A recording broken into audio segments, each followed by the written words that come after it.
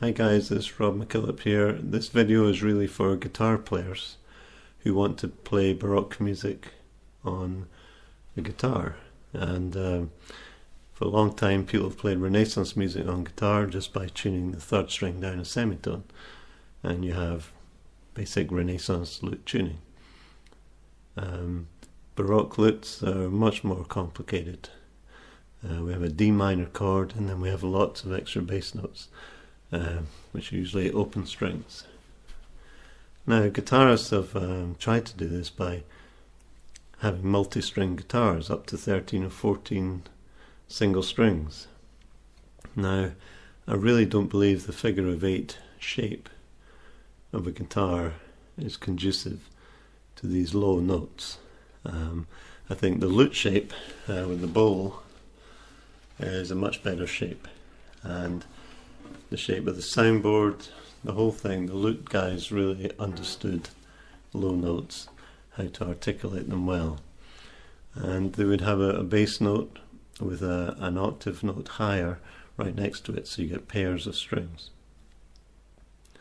The reason for this is maybe a gut string on its own will sound a bit lifeless in the low regions, so they paired it with an octave to bring out the upper partials. Now modern strings can do that.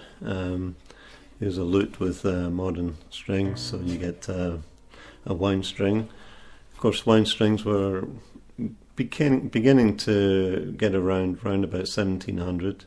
They were invented earlier, of course, but they started becoming more used around that time. And some of the later lutes would have used wound strings, but they were manufactured differently from today.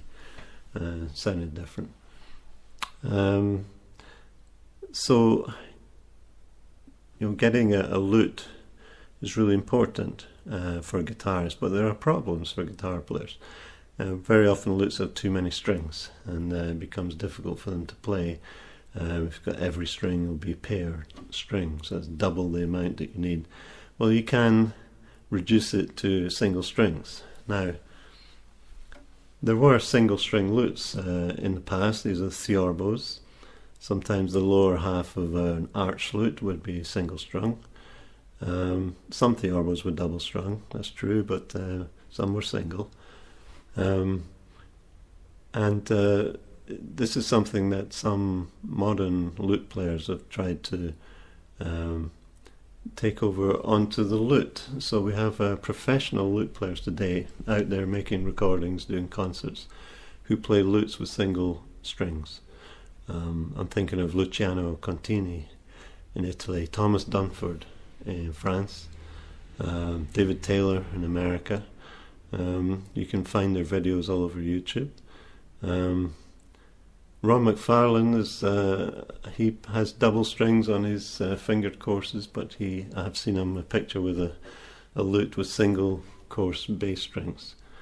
So it's something that people have been playing with for quite a while now, and your opinions about that might be pro or contra.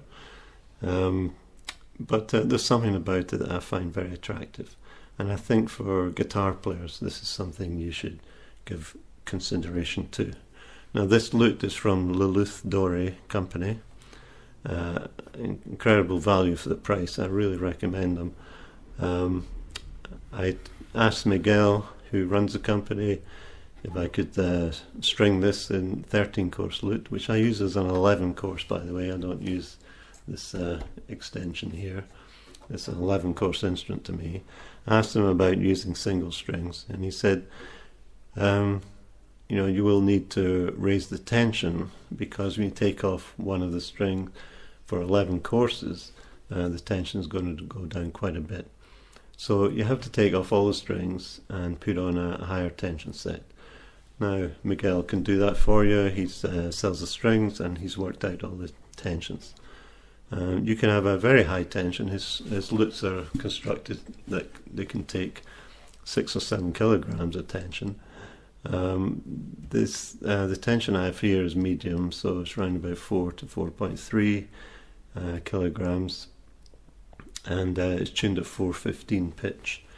If you're a guitarist, maybe worried about moving away from 440 pitch, You don't have to, you can stay at 440, simple as that. These days lute players tend to tune to 415, 440, 415, or even 392, which is down a tone. 415 is a semitone lower, 392 a tone lower.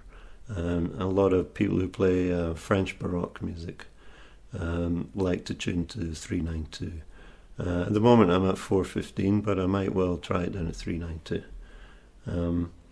So things to think about when you're putting on single strings. They'll cost you about €50 or so for a set of strings, but they will last for a long time, years even, so it's a good investment. These are Aquila strings I got from Luth Doré. When you put them on, of course, the bridge has double holes for the courses. I found that to get a good string spacing between each string, I'm putting the bass note where the higher string would have been, the high octave string.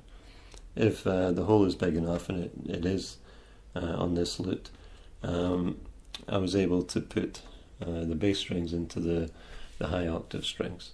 And I've got a reasonably good distribution of notes, of strings there for the right hand. I'll put the nut. I haven't made any more grooves into the nut, but again I've used the bass notes, apart from this one, the bass notes over where the treble strings would be. And that's given me a really good distribution up here. So I don't have any problems with that. So that's the technicalities. You have to learn to read tablature, and it's a good thing because there are literally thousands of pieces, and you can buy facsimile editions, that's so you can see the original notation, or you can buy, sometimes download modern editions. Again, Luth Doré have these very clear editions. A good tutor is by Miguel Cerdura, and I recommend that. That's Orpheus, UT Orpheus editions. I'll put a link up. It's a really thick volume on how to play, a method for playing the Baroque lute. It's in French, and there's a different publication in English, so it's not bilingual. You either buy the French or the English edition. Well worth doing. Okay, what else have I got? I think I've just covered most things. I'm going to play now so you can hear a single strung Baroque lute, see what you think of it. The strings are quite new. I should maybe wait another week or two, but I have the time now to do it, because I like when the strings die down a little bit. But we'll see what you think of it. I think it sounds magnificent. It's much louder than the lute was as a solo, as a double-strung lute. So that's a consideration you might appreciate. And that's one of the reasons I think a lot of players are playing single-strung lutes now, that you have to use higher tension strings, and that pushes the soundboard a bit more and you get more volume out. Okay, I'm going to play some French Baroque music. It's by Ennemond Gaultier. It's a Tombeau de Mezengeau, an Allemande. Tombeau was a tomb piece, Tombeau, written in memory of a dearly departed, in this case a lute player called Mezengeau. It's in D minor. Remember, this is D minor tuning. Just briefly mentioning tunings, there was a period when they experimented with tunings between what we call Renaissance tuning and Baroque tuning. There was a period when there's 30 or more different tunings. It's a bit like steel string guitar players today playing in Dadgad or Open D, Open G or something. You had all these different tunings. Now in the Balcarres manuscript from Scotland, they talk about tuning up the way. So one of the tunings is the highest tuning on the lute. So they were tuning higher. Most people today tune downwards for these alternate tunings. But with the D minor tuning, you only need to change 2 or 3 strings for a lot of these tunings by tuning them upwards a semitone or a tone. That's why I've gone for medium tension rather than high tension. Also, I don't play with nails. If you want to play with nails, then you can go for a higher tension string. Ask Miguel about that. I play with the flesh, so I like low tension. I might even, as I said, put this down to 392, and then I can tune up to various alternate tunings. Much harder to do with gut strings, and much harder to do with double strings. Trying to keep them in tune is a nightmare, believe me. I've been there. I know what I'm talking about. On good lutes as well. So here goes. It's worth an experiment. The figure of 8 shape of guitar is not great for these extended bass registers. Go for a lute shape, buy a lute, and string it single strings if you like, and you'll enjoy it, I'm sure. Okay.